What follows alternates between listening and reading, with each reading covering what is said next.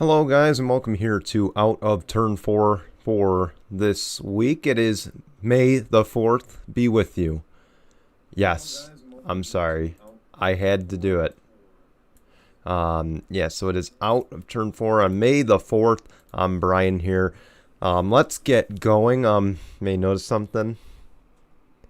Yeah, I'm doing it to myself this week if I get memed, so hey, but it's throwback week. I actually got my Tony Stewart shirt.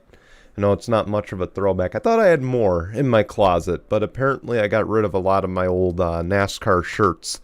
I had a bunch of Elliott Sadler ones, but unfortunately I don't have them on me right now. So we're just going to stick with the Tony Stewart shirt, the vintage mustache. Let's get going. Of course, we start, unfortunately, with some sad news today on Out of Turn 4. Bobby Unser, the three-time Indy 500 winner, has passed away this week at age 87. Unfortunate. Of course, if you're a historian, I know many of our viewers may not have been alive for this, but back in 1981 for the Indianapolis 500, he unfortunately was caught. I guess there's a pit road controversy or a caution controversy which costed him the win. They stripped the win from him and gave it to Mario Andretti. Bobby Unser sued and he got his win back. So, of course, he was at the center of controversy for that. Many labeled him a cheater. But, of course, that ruling got overturned, and that was one of his three Indianapolis 500 wins. He is also in the IMS and Motorsports Hall of Fame. He was inducted in 1990, and in 2011, when the Greatest 33 list for the Indy 500 winners came out, he was number 4 on the list. Of course, it's a huge loss for IMS, a huge loss for IndyCar. He was, a hell of a driver, and Unsers in general. Dynasty. They're a dynasty family, much like the Andrettis. So my thoughts and prayers, and as well as everybody here at Out of Turn 4 and Tinkle Sports. We want to extend our deepest condolences to the Unser family during this terrible time. If you have any memories of Bobby Unser that you would like to share, or anything you'd like to add to this discussion, be sure to put it into the live stream chat. Yes, I get to say that today because we're live here on Tinkle Sports.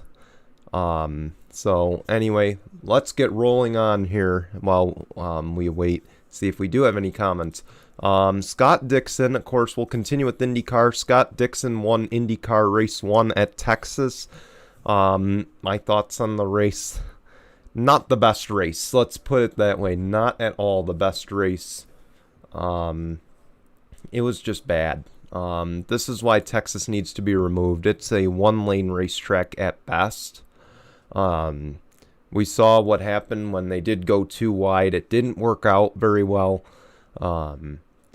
They had to run it very tight, and it caused a few wrecks. So, and I know they tried their best. They tried their absolute best to scrape off the PJ1 compound, but it just wasn't enough. IndyCar, if anyone at IMS or anyone in the IndyCar paddock is watching this and not outraged by what happened in that first race or the second race, which we'll talk about in a second, but my thoughts are the same for both races. They were just terrible. They were some of the worst races I've seen to date. So, of course, if you have any thoughts, add them over there about what we're discussing today. But I think, again, if you're from IMS and you're watching this, remove Texas from the schedule.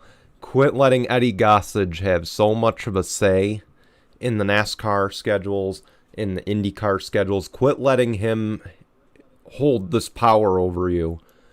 Kick him to the curb already. Tell him, we don't care what you want or what you're going to do to us. We're taking this track from you.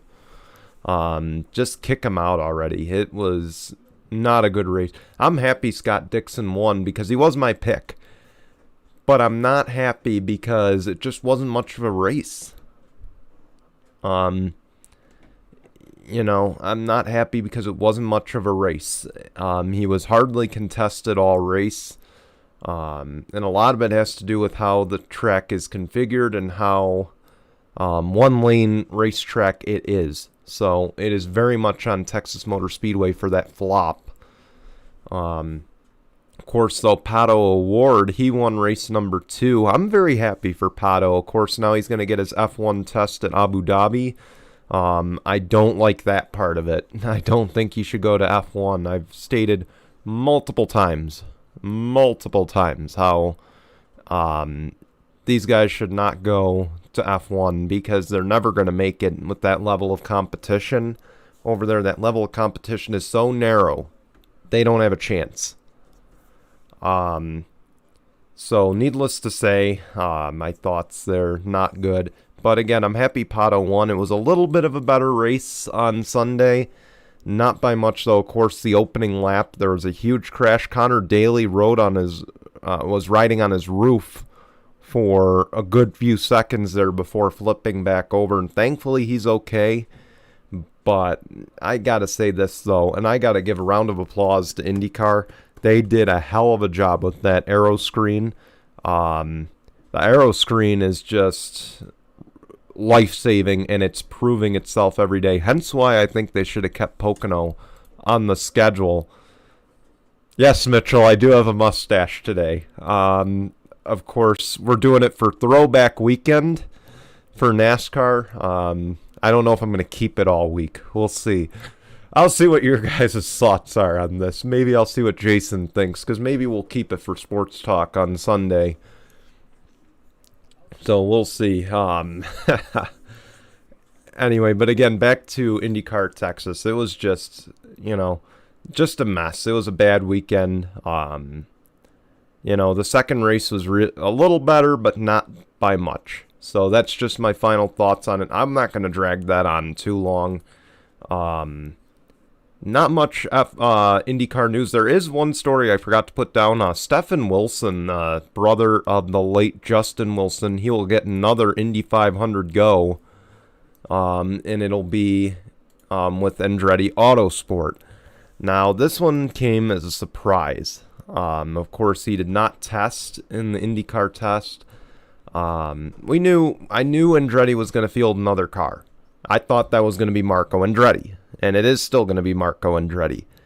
I was not anticipating a sixth car from the Andretti stable. And needless to say, I think, Stephen Wilson deserves a chance. I don't know why they keep bringing him around every other year. But I guess I'm glad he's being brought back. I just wish he had more of an opportunity like his brother had at IndyCar's highest level. So that's just my opinion on that. Can't wait to see what he does in the Indy 500. I don't know exactly who's on the entry list as far as numbers go. Numbers, I believe they should have about 33, 34 entries, so at least one person's going home. Of course, we'll announce the full Indy 500 entry list when we get there in a few weeks. We'll talk about it. On to the NASCAR news now. Kyle Busch,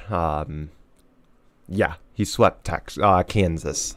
No surprise, I'm 2 for 2 on Saturday with my picks, so I'm very, very happy with that. But I'm so upset, man. That race was Kyle Larson's to lose at the end of the day. The Cup race was. I don't know anything about the truck race. I watched the IndyCar race. For those who maybe new to this program, of course, I've said before, if I'm given the... oh my gosh, Mitchell. Yeah, Tex, Kansas. We're going to combine the tracks because they're both lousy in their own way. But, and yes, my dog was going nuts. But anyway, Kansas, oh man. Yeah, Kyle Larson had the win in the bag, I thought. He wasn't my pick, but I thought he had it in the bag, and he unfortunately pushed Ryan Blaney right up into the wall. Just not the race I anticipated, not the way I intended, not the way I thought it would end. But Kyle Busch winning on his birthday, always a good thing. But again, now I remember what I was going to say. For those who don't know me very well, if NASCAR and IndyCar are on at the same time, I'm going to pick IndyCar every time because I like NASCAR, but I love IndyCar so much better. So that's how it's going to be. Yes, Mitchell, I'm giving you a lot of content, so don't disappoint me with those memes. So, all right. But anyway, the other big news out of NASCAR this week, of course, Kaulig Racing is going to go full-time racing in 2022 in the Cup Series. It's no secret there. They've been running very well. So I'm happy to see it. I think they're gonna do very well going full-time in the Cup Series next year. Of course, the new Gen 7. I think that's going to be good. And tomorrow is when we're going to find out the bodies for the new Gen 7. So I'm excited.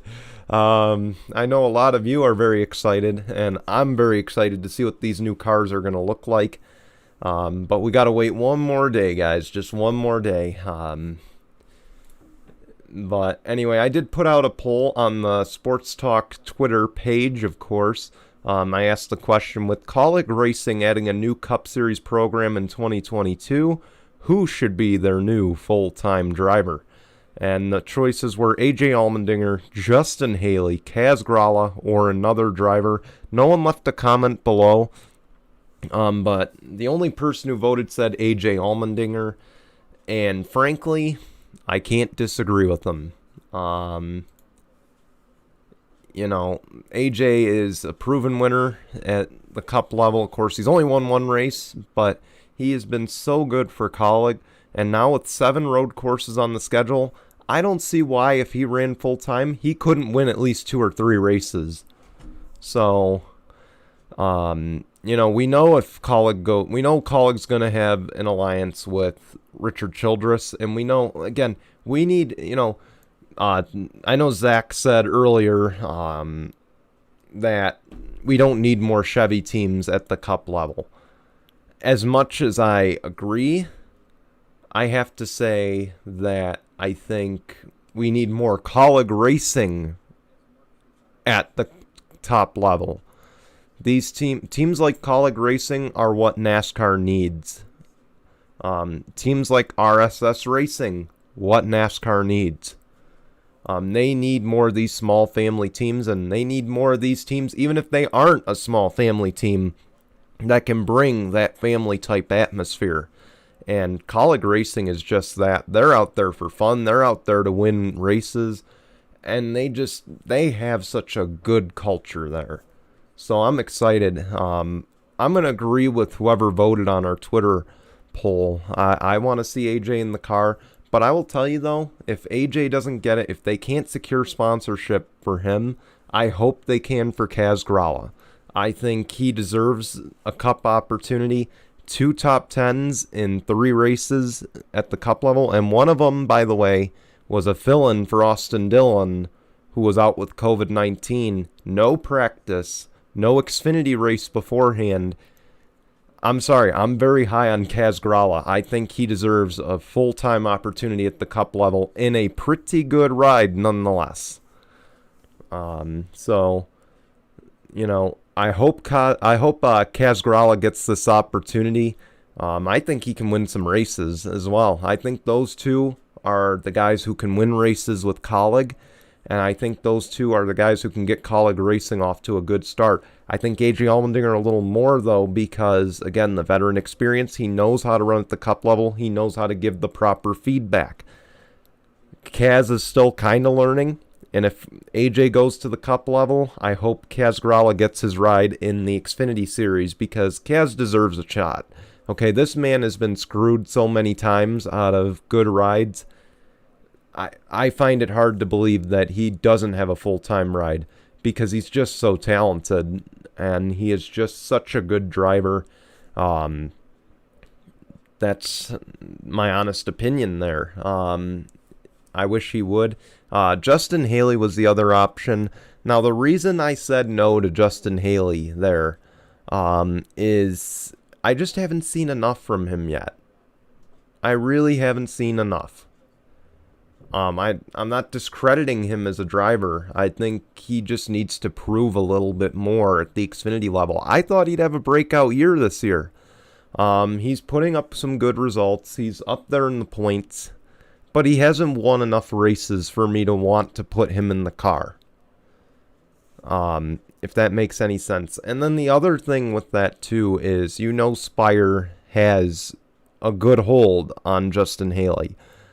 I think Justin Haley could find a good home with Spire Motorsports. They're, of course, going to get better next year. This is a team, again, they're the richest poor team that's in the sport. And the reason I say the richest poor team, okay?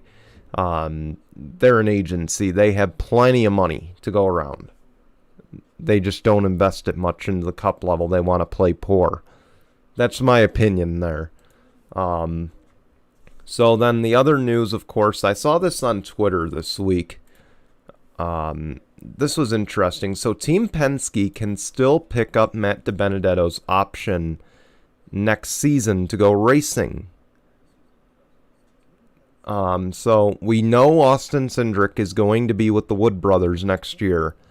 I think we know why. Nepotism. But hey, he is a talented driver, don't get me wrong. But Matty D deserves to be with the Wood brothers. He is everything the Wood brothers need in a driver. But at the end of the day, I hope Penske would do the right thing and pick up his option, maybe put him in the fourth car, maybe put him in the Xfinity Series and let him run the 22. But I hope Penske does the right thing, because if they let go of someone like Matty D, they're making a huge mistake. They are making a huge mistake, especially with the uncertain future of Brad Keselowski. Of course, I believe he's going to be a free agent again this year.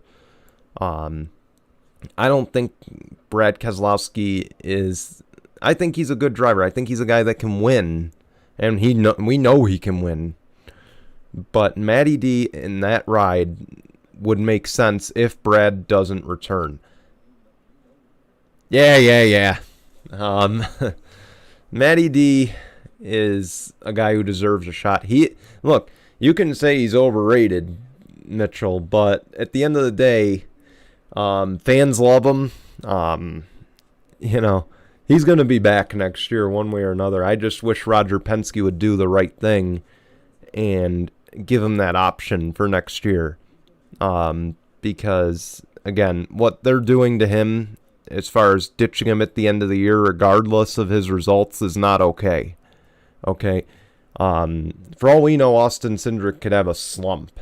Okay, Austin Cindric has shown me nothing. Yes, he does choke. He made a few mistakes. But here's what I'm getting at. What has Austin Cindric done in 4 starts so far in the Cup that has been even noteworthy to earn the Cup ride thus far? Of course, we know it's going to be a different car. But again, I just don't like Austin Cindric in the Wood Brothers ride. I'm not saying he couldn't succeed in a Cup ride. I don't like him in the Wood Brothers ride. Yeah, he led laps, okay. But anyway, so I just hope Matty D lands somewhere, whether it's in the Xfinity with Roger Penske, maybe in the 2 if Brad doesn't return, maybe a 4th car. Who knows? But I hope they do the right thing here. That's all I'm going to say. Yeah. Anyway, the other big news, Rafael Lessard was released by GMS, and this is just a result of the pandemic at the end of the day. It sounds like. Now, they were having issues securing full season sponsorship for him, and that is what led to his release. I don't know why KBM let him go other than he wasn't winning races, and I think he did win a race over at KBM.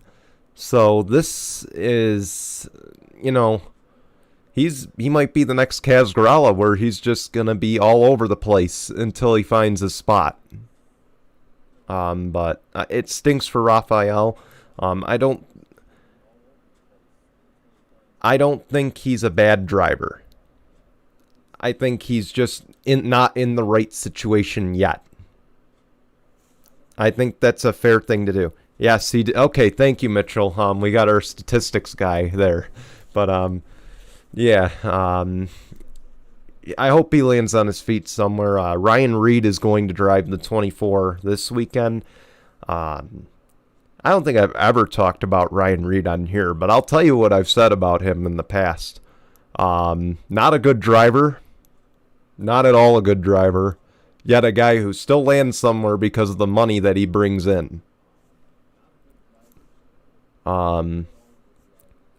So that's my thoughts on Ryan Reed. There's another guy making a big return this weekend, man. Nice Motorsports, boy, they know how to crash cars, but they sure know how to throw it back. Eric Darnell is going to race for Nice Motorsports at Darlington this weekend. And he will be running his Northern Tools and Equipment paint scheme that he ran 13 years ago. This is huge. Eric Darnell is a guy who was in the Roush system, really didn't survive in NASCAR. Of course, Trevor Bayne was the guy who ran the throwback for him last year. But I'm glad that it is Eric Darnell. I don't think he's going to do well, though. I think he's in a Nice Motorsports truck. We know what's going to happen. I don't even need to tell you what's going to happen. You know what's going to happen. Look at the other video here on Tinkle Sports about Nice Motorsports. And you'll learn very quickly why I say he's not going to do well for him. But of course I do wish him luck. So now I'm going to make my picks here for next weekend's Darlington races. If you guys have your picks, put them off in the comments here. Let's start with the truck series at Darlington. I just kind of went random here, and I'm going to say Ben Rhodes. Ben Rhodes is going to win the truck race, I think. We know KBM has been on quite a run, but I think that comes to an end here. If I'm not mistaken, I think it was one of the Thor Sport trucks that won the Darlington race last year, and it might have been Grant Enfinger. I'm going to let Mitchell correct me if I'm wrong. So, Ben Rhodes is my pick for the truck race. For the Xfinity Series, I'm going to go Austin Cindric. There's no Kyle Busch. There's no Denny Hamlin. And I really thought that it was going to be Kyle Busch this weekend in the 54, but he's not. So that is why I'm going to go Austin Cindric. It was Rhodes, okay. So I'm going to go Ben Rhodes once again in the trucks, and then Austin Cindric in the Xfinity. It sounds like Mitchell and I are almost on the same page. Mitchell, we have one pick that's not on the same page here, my friend. And guess what it is? It's the Cup Series at Darlington, and I got Denny Hamlin this weekend. I think this is the weekend he closes it out, and he finally gets that win.